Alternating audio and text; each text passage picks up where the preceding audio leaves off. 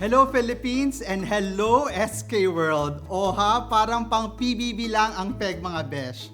And following that line of thought, welcome everyone to the Pitstop number 12 of our SK Interactive Map. Ang susunod na season sa teleserye ng totoong buhay bilang mga kabataan. I am Percy Sendanya, former commissioner ng National Youth Commission. With confidence and only the truth, join me for the next few minutes as we explore and discuss the next topic, spaces for youth participation. First, let's start with the why. Bakit nga ba kailangan ng espasyo para sa partisipasyon ng mga kabataan? The most fundamental answer to this is also the reason why there can be participation in governance, and that is democracy. It's almost cliche to quote Abraham Lincoln every time there is a discussion about democracy. But this three-part phrase always offers timeless and ironclad lessons to citizens. Of the people, by the people, and for the people. At the center of the phrase and a key tenet of any democratic exercise at any level is participation. Kailangan ng partisipasyon para mapalakas at mapatibay ang ating demokrasya.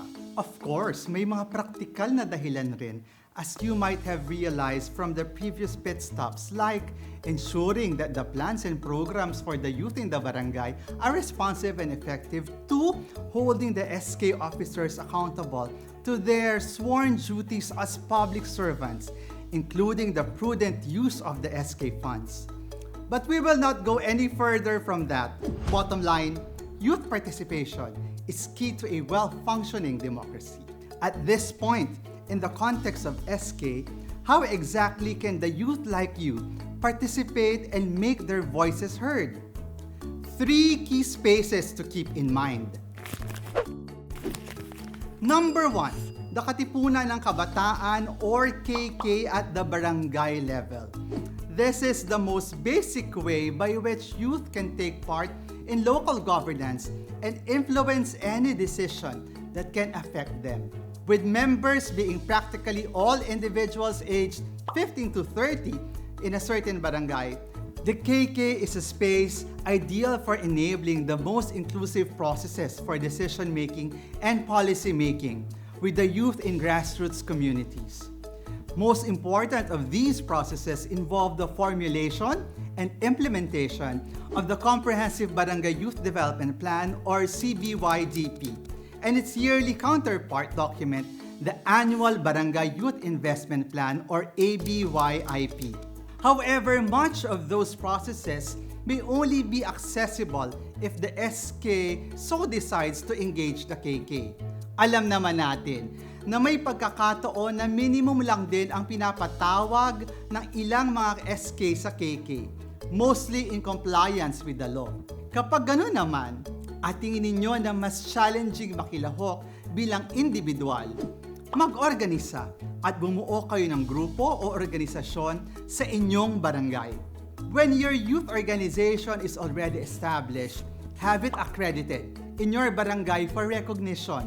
Then individually and collectively, push nyo na ang pag-participate para sa mas bonggang plans and programs ng SK sa inyong barangay. Next important space, number 2, the Local Youth Development Council or LYDC.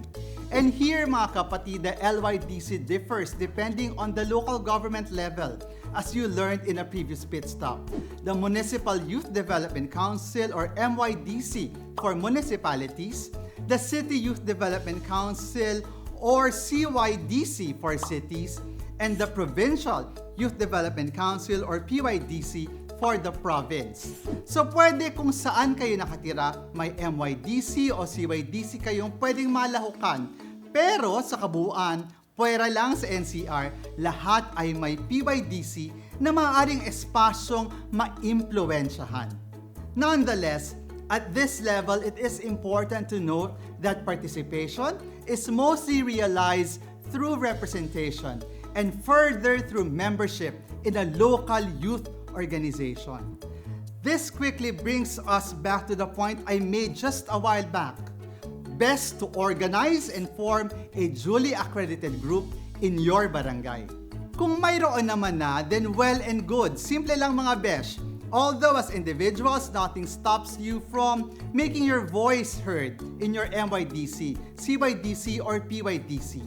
In the end, votes will matter in those spaces, and votes are carried by youth representatives sitting as members of the council or on behalf of their organizations. Usually, ito rin ang sure and immediate access ninyo to join and shape decisions and policies in the different committees in the local government council, which are headed by the SK Federation President in a given locality, who heads the Committee on Youth and Sports Development. Again, in your individual capacity, you can anytime bring yourself to these local government bodies. But coming forward as a leader or representative of a youth organization usually carries greater strength and power to advance the policy or an advocacy. Kaya mahalagang ilaban ang pag-oorganisa. Kerry? Number 3, and last of the key spaces for youth participation, national agencies or bodies such as the National Youth Commission and the National Anti-Poverty Commission through the youth sector representative. At this level, being in a youth organization, as pointed out earlier, is ever important. Actually, pinaka-importante kasi mas madalas selective ang invitation to these bodies and therefore limited na rin ang participation. The best way to ensure that you can somehow participate is to be part of an organization or a network of organizations. And you would not want to miss this opportunity, as most decisions being made in these spaces usually involve national frameworks or guidelines governing most plans and programs for youth development at the local level, which I mentioned previously. And here in these spaces are where most tools and strategies relevant to youth governance through SK are formulated or at least drafted. Kaya naman, kung magpa-participate, itodo mo na yan. From local to national, at yan din ang ending nitong kaunting chika natin on spaces for youth participation. Actually, there's more. Pero mas scary pag-usapan pa more in another venue.